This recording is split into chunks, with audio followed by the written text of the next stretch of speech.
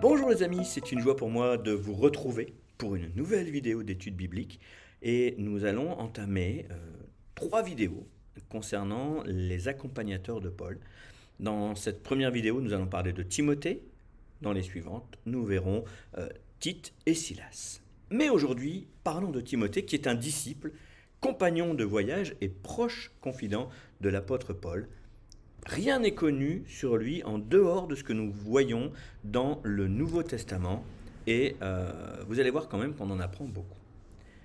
Tout d'abord, l'origine de cet homme. Actes, chapitre 16, verset 1, on lit ceci. Il se rendit ensuite à Derbe et à Lystre, et voici, il y avait là un disciple nommé Timothée, fils d'une femme juive et d'un père grec. Paul est avec Silas, et ensemble ils visitent les églises.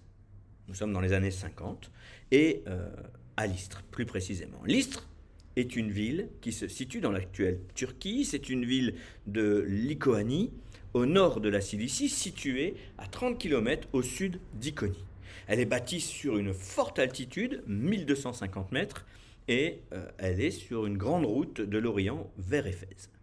C'est une colonie romaine pour maintenir dans l'obéissance les tribus sauvages et montagnardes établie plus au sud. Mais la population est fort ignorante, extrêmement superstitieuse même. Et bien qu'il y ait beaucoup de juifs, il y avait un amalgame de religions, juives, grecques et romaines. Paul, lors de son premier voyage, va donc se servir de ça pour leur parler parce qu'il sait qu'ils n'ont pas de connaissances. Nous voyons dans Actes chapitre 14, à partir du verset 11, « À la vue de ce que Paul avait fait, la foule éleva la voix et dit en langue lycaonienne, « Les dieux, sous une forme humaine, sont descendus vers nous. » Ils appelaient Barnabas Jupiter et Paul Mercure, parce que c'était lui qui portait la parole. Le prêtre de Jupiter, dont le temple était à l'entrée de la ville, amena des taureaux avec des bandelettes vers les portes. Il voulait, de même que la foule, offrir un sacrifice. Les apôtres, Barnabas et Paul, ayant appris cela, déchirèrent leurs vêtements et se précipitèrent au milieu de la foule, en s'écriant « Ô hommes, pourquoi agissez-vous de la sorte ? Nous sommes, nous aussi, des hommes de la même nature que vous, et, vous apportant une bonne nouvelle, nous vous exhortons à renoncer à ces choses vaines, pour vous tourner vers le Dieu vivant qui a fait le ciel, la terre, la mer, tout ce qui s'y trouve. Ce Dieu, dans les âges passés, a laissé toutes les nations suivre leur propre voie, quoiqu'il n'ait jamais cessé de rendre témoignage de ce qu'il est, en faisant du bien, et en vous dispensant du ciel la pluie et les saisons fertiles, en vous donnant la nourriture avec abondance et en remplissant vos cœurs de joie. À peine purent-ils, par ces paroles, empêcher la foule de leur offrir un sacrifice. Sachant qu'il parlait à des ignorants, Paul ne leur annonce pas l'évangile à brûle-pourpoint en leur parlant du péché, ni en s'appuyant sur l'Ancien Testament, même si ce sont des juifs. Il leur parle de la nature, de la joie, en les encourageant à rendre un culte à Dieu, ce Dieu créateur qui a fait le ciel, la terre et tout ce qui s'y trouve. Et lors de son deuxième voyage, bien qu'il soit accompagné de Silas, Paul recherche un autre auxiliaire et entend parler d'un homme à l'excellente réputation. En effet, il s'est séparé de Barnabas, nous lisons ça dans Acte 15, à partir du verset 36 jusqu'au verset 41. Barnabas est parti avec Marc, ou Jean-Marc, selon les traductions, et Jean-Marc est son neveu. Et ici, arrivé à Lystre, Paul va trouver une famille mixte, une femme juive, Eunice, et un homme grec. On ne sait pas si l'homme est encore vivant, mais ce qu'on sait, c'est qu'ils ont un fils qui s'appelle Timothée. Timothée n'est pas circoncis, bien que pour autant, il revendique sa judaïcité, il dit qu'il est juif, parce qu'il est né d'une femme juive. Quand Paul entend parler de lui, il va décider de le prendre sous sa coupe. Dans Acte 16, on va relire le verset 1er et on va lire jusqu'au verset 3. Il se rendit ensuite à Derbe, et voici, il y avait là un disciple nommé Timothée, fils d'une femme juive fidèle et d'un grec. Les frères de Lystre et d'Icône rendaient de lui un bon témoignage. Paul voulut l'emmener avec lui, et l'ayant pris, il le circoncit à cause des Juifs qui étaient dans ce lieu-là, car tous savaient que son père était grec. Timothée est sans doute un jeune converti qui s'est donné à Jésus lors du premier voyage de Paul que nous avons lu dans Acte 14. Mais alors, pourquoi Paul l'a circoncis ? Dans Acte 11, il y a un vif débat sur l'autorisation d'annoncer l'évangile aux païens. Alors que Pierre a baptisé Corneille et toute sa famille, il doit rendre des comptes. Finalement, c'est autorisé, mais on exige d'eux que les hommes soient circoncis. Dans Acte 15, il y a un long échange et on finit par leur dire, Acte 15, verset 28, « Il a paru bon au Saint-Esprit et à nous de ne vous imposer d'autres charges que ce qui est nécessaire, savoir de vous abstenir des viandes sacrifiées aux idoles, du sang, des animaux étouffés, de l'impudicité, choses contre lesquelles vous vous trouverez bien de vous tenir en garde. Adieu. » Et donc ici, clairement, on est en train de dire la circoncision n'est plus nécessaire. Et tout cela était très frais finalement. Acte 15, acte 16, on est quand même relativement proche. C'est très frais. Et Paul sait que ça ne va pas être facile de faire accepter cette idée par tout le monde. Alors pour éviter toute polémique, il va circoncire Timothée. Et c'est ce que nous lisons au verset 3. Paul voulut l'emmener avec lui et l'ayant pris, il le circoncis à cause des Juifs qui étaient dans ce lieu, car tous savaient que son père était grec. C'est donc uniquement pour éviter toute dispute avec les Juifs. D'autant que Timothée s'annonce lui-même comme étant juif. Et je trouve ici que Paul fait preuve d'une grande sagesse et que nous pouvons en tirer une leçon. Il y a des choses autour de nous qui ne correspondent pas forcément à nos convictions, et il est normal d'apporter notre point de vue, mais parfois, pour éviter toute dispute à propos de sujets qui ne portent pas préjudice à l'évangile, et ça c'est important, il ne faut pas que ça porte préjudice à l'évangile, eh bien il est préférable de passer à autre chose. Romains 12, 18 nous dit « S'il est possible, autant que cela dépende de vous, soyez en paix avec tous les hommes. » Et c'est vrai que parfois, votre pasteur, ou même moi-même, on peut vous casser les pieds, mais croyez-moi, il y a beaucoup de sujets pour lesquels je vais agir comme Paul. Je vais vous dire ce que je pense, mais je vais éviter les provocations. Timothée est donc circoncis à l'âge adulte. Encore une fois, il se prétend juif, il a un père grec, il prétend servir l'évangile. Alors, puisqu'il se prétend juif, bien pour être juif, il fallait être circoncis. Et Paul va l'appeler dans 1 Timothée 1,2 « mon vrai fils en la foi ». Même si Timothée n'est pas un orphelin, eh bien Paul le considère comme son fils, et la Bible nous en dit un peu plus sur la famille de Timothée. Il est petit-fils de Loïs et fils d'Eunice, qui sont des femmes pieuses. On va lire entre les lignes dans 2 Timothée au chapitre 1, les versets 1, 2 et 5. Et qu'est-ce qu'on y lit ? Bien, c'est Paul qui écrit « À Timothée, mon enfant bien-aimé » et au verset 5 « Gardant le souvenir de la foi sincère qui est en toi, qui habita d'abord dans ton aïeul, Loïs, et dans ta mère, Eunice, et qui, j'en suis persuadé, habite aussi en toi. » Timothée va donc connaître une croissance spirituelle. Il est formé par Paul et il l'accompagne souvent. Il est connu partout où Paul passe. Il est disciple de Jésus et aussi disciple de Paul qu'il sert fidèlement. De Timothée, chapitre 4, verset 9, nous voyons ici un échange entre Paul et Timothée. Timothée lit la lettre, bien évidemment, mais il lui dit ceci « Efforce-toi de venir me rejoindre au plus vite, car Démas m'a abandonné par amour pour le monde présent. Il est parti pour Thessalonique, Crescens pour la Galatie, Tite pour la Dalmatie. Luc seul est avec moi. Prends Marc et amène-le avec toi, car il m'est précieux pour le ministère. J'ai envoyé Tychique à Éphèse. Le manteau que j'ai laissé à Troas chez Carpos, apporte-le en venant, ainsi que les livres, surtout les parchemins. Alexandre le fondeur a fait preuve de beaucoup de méchanceté à mon égard. Le Seigneur lui rendra selon ses œuvres. Toi aussi, prends garde à lui, car il s'est violemment opposé à nos paroles. » Ici, dans cet échange, on voit que Paul a confiance en Timothée. Et même Timothée a connu la prison avec Paul. Et Paul donne même des nouvelles aux Hébreux. Il écrit, alors on n'est pas totalement sûr que ce soit Paul qui a écrit la lettre aux Hébreux, mais voilà ce qui est écrit dans Hébreux 13, 23. « Sachez que notre frère Timothée a été relâché. S'il vient bientôt, j'irai vous voir avec lui. » Ils ont connu plusieurs captivités ensemble.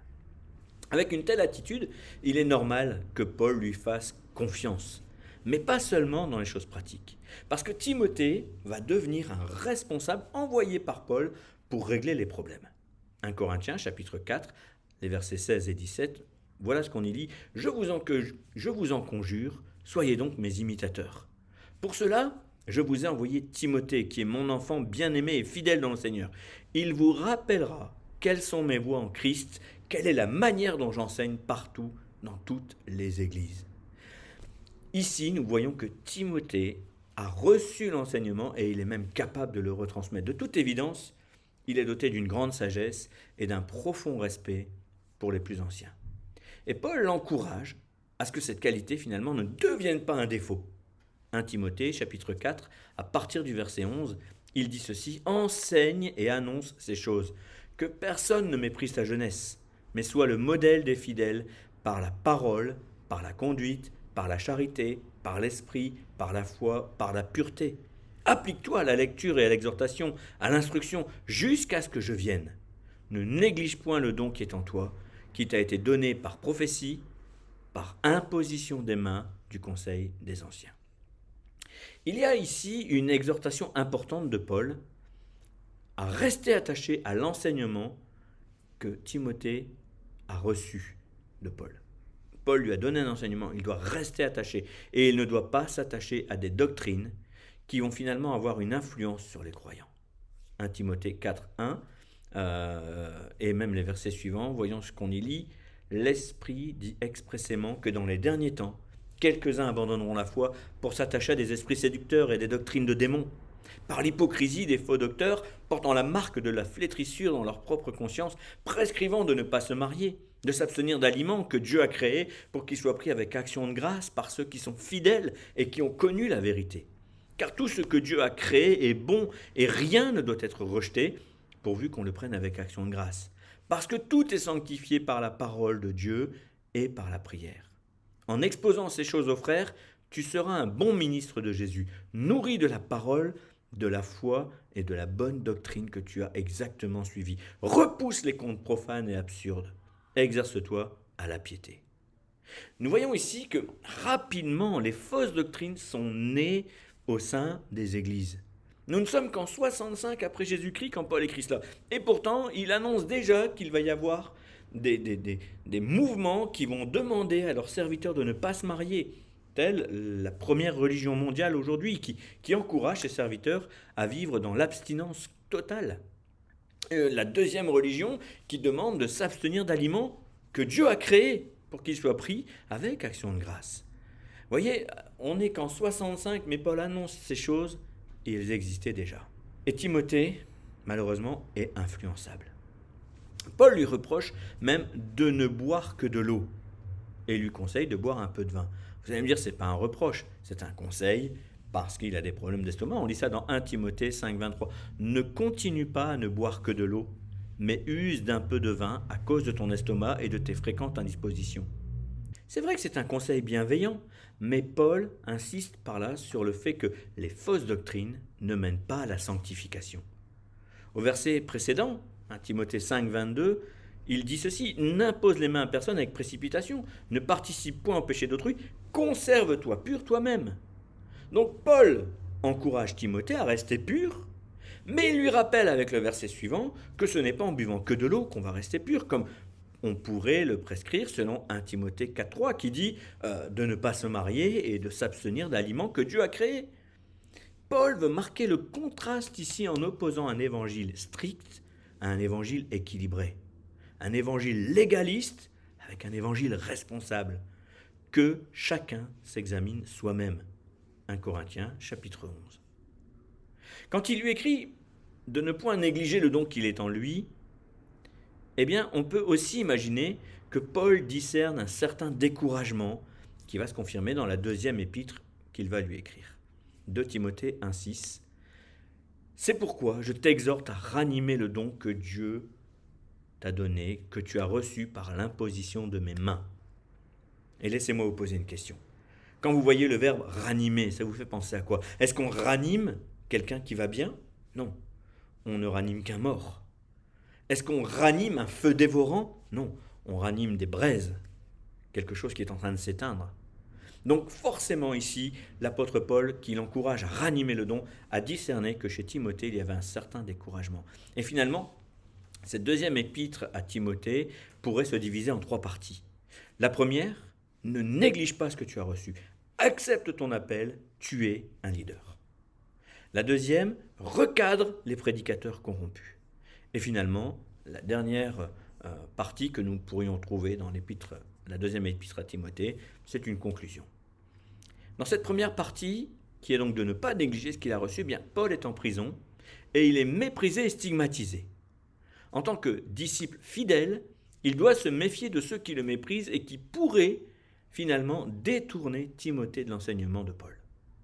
2 Timothée 2,1 « Toi donc mon enfant, fortifie-toi dans la grâce qui est en Jésus-Christ. » Timothée doit se fortifier, il doit se fortifier lui-même et donc se faire violence. Il doit être comme un soldat qui est prêt au combat, un athlète qui se prépare pour une compétition ou un agriculteur fidèle à sa terre qui travaille avec acharnement. 2 Timothée 2,3 « Souffre avec moi, comme un bon soldat de Jésus-Christ. » Il n'est pas de soldat qui s'embarrasse des affaires de la vie s'il veut plaire à celui qui l'a enrôlé. Au verset 5, « Et l'athlète n'est pas couronné s'il n'a pas combattu suivant les règles. Il faut que le laboureur travaille avant de recueillir des fruits. Comprends ce que je dis, car le Seigneur te donnera de l'intelligence en toutes choses. » Il lui fait confiance. Il lui dit, tu as la capacité à te ressourcer. La deuxième partie, où on voit qu'il lui demande de recadrer les prédicateurs corrompus, eh bien Paul affirme que de discuter avec ceux qui sont entêtés n'est pas constructif. 2 Timothée 2,16 « Évite les discours vains et profanes, car ceux qui les tiennent avancent toujours plus dans l'impiété. » Une expression nous dit « Il n'y a pas de pire sourd que celui qui ne veut pas entendre. Cependant, il ne faut pas suivre les faux enseignements. » C'est ce qu'on apprend au verset 18. Certains déclaraient que la résurrection des morts avait déjà eu lieu. Comme leur enseignement n'était pas clair, d'accord, Jésus était déjà ressuscité, mais comme leur enseignement n'était pas clair, les croyants imaginaient qu'il n'y aurait pas d'autre résurrection, alors que nous attendons encore le retour de Jésus, même s'il est imminent, et donc la résurrection en lui. Les discussions avec ces faux prédicateurs ne sont que perte de temps. Il vaut mieux enseigner la vérité plutôt que de débattre pour rien.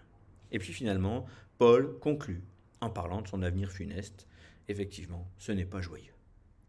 En conclusion, Timothée vit dans une époque qui a de grandes similitudes avec la nôtre.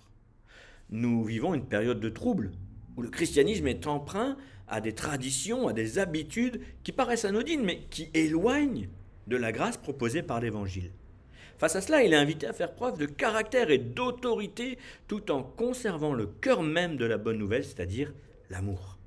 Mais il ne faut pas que la force devienne une faiblesse. Aimer l'autre, ce n'est pas se mépriser soi-même, mais c'est aussi le corriger et quand ce n'est pas possible, passer outre en préservant l'enseignement de la vérité. Or, il n'y a qu'une seule vérité, Jésus est le chemin, la vérité et la vie. Et Timothée doit donc se faire violence. L'Église d'aujourd'hui, avertie de ces choses, doit se ranger aux côtés de la vérité pour encourager les serviteurs de Dieu à ne pas se laisser déstabiliser par ceux qui sont convaincus de leur fausse doctrine. Et nous en voyons beaucoup sur les réseaux, nous en voyons beaucoup par des vidéos, sur Internet, etc. La responsabilité du prédicateur est aussi engagée que la responsabilité de l'Église. Et je mets l'Église avec un grand E. Si vous n'écoutez pas les faux enseignants, eh bien vous ne leur donnez pas de crédit. A l'inverse, plus vous les écoutez, eh bien plus ils paraissent crédibles. Le combat est rude, et l'histoire nous a montré à quel point il pouvait aussi être déstabilisant. Paul en a payé les frais et il a été abandonné. La quasi-totalité des disciples de Jésus est mort en martyr. Plus récemment, Martin Luther, en 1517, a été banni de l'Église. Et encore aujourd'hui, les pasteurs luttent contre des pensées erronées, des courants mauvais. L'évangile de prospérité, l'évangile de médiocrité, le légalisme, le conservatisme et maintenant les fake news. Et quand la vérité est rétablie, l'Église grandit. L'inconvénient est que quand le combat devient pesant et que l'Église ne réagit pas, l'Église diminue. Et finalement, l'Église va même perdre ses leaders. Paul, par exemple. Tâchons de servir l'Église. C'est à l'Église que nous devons entendre les enseignements que nous devons recevoir. Dieu ne vous a pas placé dans cette Église-là par hasard. Il vous y a placé pour que vous receviez l'enseignement et que vous le serviez dans la vision que l'Église vous propose. Nous devons tâcher de servir l'Évangile, que l'Évangile et rien que l'Évangile. Chers amis, j'en ai terminé avec cette étude sur Timothée et les 2 prochaines vidéos parleront de Tite et de Silas. Et vous allez voir que même s'ils nous paraissent plus insignifiants que Timothée, puisque Silas n'a pas d'épître, Tite a une toute petite épître, alors que Timothée en a 2, eh bien, Finalement, ils ont beaucoup de choses à nous apprendre au travers de leur vie. Merci pour votre écoute, merci pour votre fidélité. N'hésitez pas à aimer cette vidéo, à la partager même si elle vous interpelle. Et je vous donne rendez-vous à très bientôt. Soyez bénis et soyez une bénédiction.